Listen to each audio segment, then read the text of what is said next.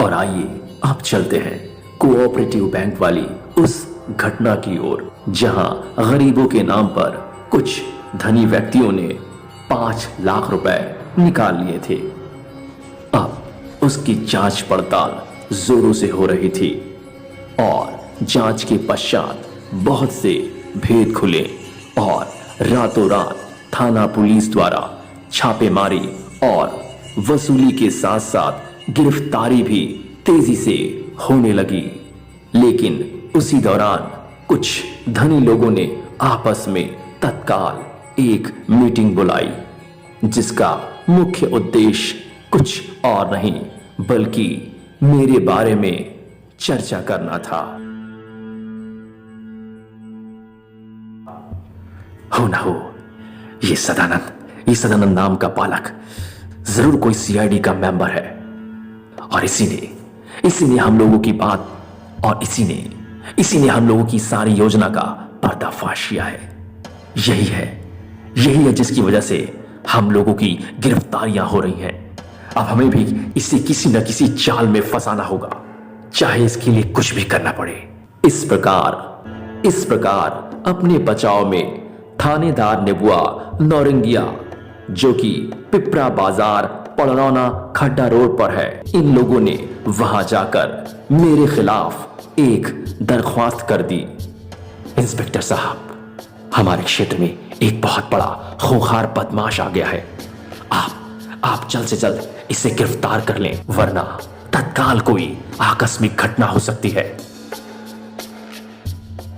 उनके द्वारा इस प्रकार रचे गए षड्यंत्र के पश्चात वहां के थानेदार महोदय कुछ पुलिस के जवानों को लेकर तत्काल पुरंदर छपरा के उस स्थान पर पहुंच गए, जहां मैं घरेलू वस्त्रों में कुछ भगवत प्रेमी बंधुओं को सत्संग सुना रहा था और उनके द्वारा पूछे गए प्रश्नों का शंका समाधान कर रहा था। जो राम जी की जन्म स्थली है अयोध्या में, वहाँ वो मंदिर बनेगा कि?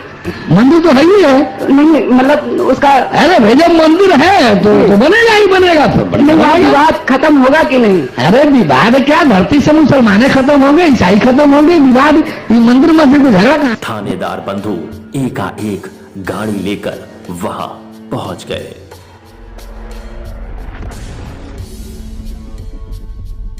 वहां उपस्थित सभी लोग बिल्कुल हक्का बक्का रह गए। अरे पुलिस, यहां पुलिस क्यों आई है? अरे यहां तो कोई कोऑपरेटिव बैंक वाला भी तो नहीं है जिसने गरीबों के नाम पर 5 लाख रुपए निकाले हैं। बड़ी हैरानी की बात है, समझ में नहीं आ रहा है आखिर बात क्या है। उस क्षेत्र में सत्संग सुनाते हुए मुझे अब तक 12 से 13 दिन बीत चुके थे, इसलिए लोग मुझसे काफी प्रभावित व मेरे अपने बन चुके थे।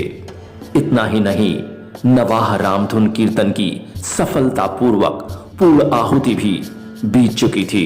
दारोगा जी मेरे रूप को देखकर एकाएक ठमक गए और बातें सुनने लगे।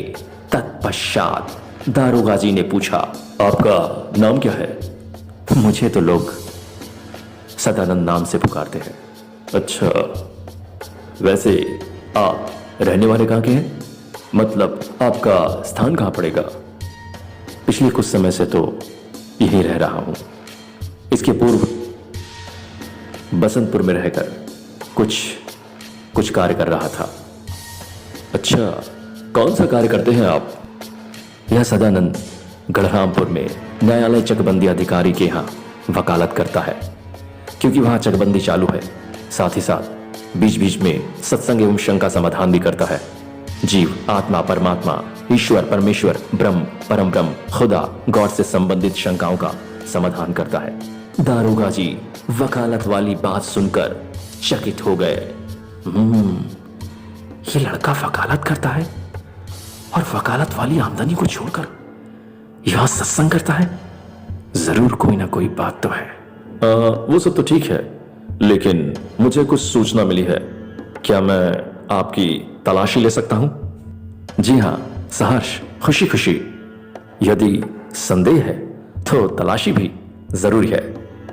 तलाशी में मेरे पास एक हैंडबैग जिसमें गीता एवं ईशादिनो उपनिषद 2 पुस्तकें और कचहरी संबंधी कुछ कागजात थे। तलाशी के पश्चात उनका संदेह दूर हुआ, क्योंकि उन्हें उनके समझ की कोई चीज हाथ नहीं लगी। लेकिन यह सब देखकर वहां मौजूद सभी लोग काफी हैरान व परेशान थे, क्योंकि उन लोगों की दृष्टि में मैं एक दिव्य पुरुष दिखाई दे रहा था। लेकिन तलाशी इत्यादि देखकर लोग अपने में और दारोगा जी से भी काफी कहने सुनने लगे। अरे अरे दरोगा जी, ये सब क्या कर रहे हैं आप? क्या किसी ने आपको कोई गलत जानकारी दी है? आप बिना किसी सबूत के हमारे महाराज जी की तलाशी ले रहे हैं?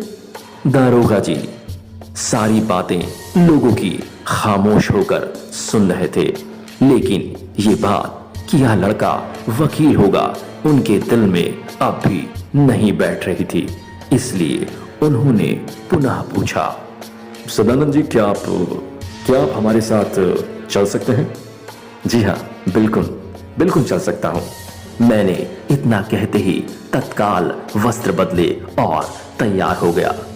लेकिन यह सब देखकर वहां मौजूद लोग फूट फूट कर रोने लगे। ये सब क्या देखने को मिल रहा है? ये सब किसने किया है? ये साजिश जरूर किसी ना किसी जालिम की है। क्या हो रहा है ये सब? क्या हो रहा है ये सब? मैंने सभी बंधुओं को सांत्वना देते हुए ना घबराने के लिए कहा। अरे क्या बात है, आप लोग क्यों घबरा रहे हैं, क्यों रो रहे हैं? आप लोग तो हमें और हमारे विषय में सब कुछ भली भांति जानते हैं, समझते हैं। और अगर किसी को कुछ शंका है तो वो शंका भी तो दूर होनी चाहिए। और जहां जिस भी रूप में जब कभी आवश्यकता पड़े वहां अवश्य जाना चाहिए। आप लोग खामखा विलाप कर रहे हैं। अगर मैं सत्य के मार्ग पर हूंगा, परमार्थ के मार्ग पर हूंगा, तो ज्यादा विलंब नहीं हो पाएगी और मैं पुनः यहीं मिलूंगा। इसलिए घबराने की कोई बात नहीं।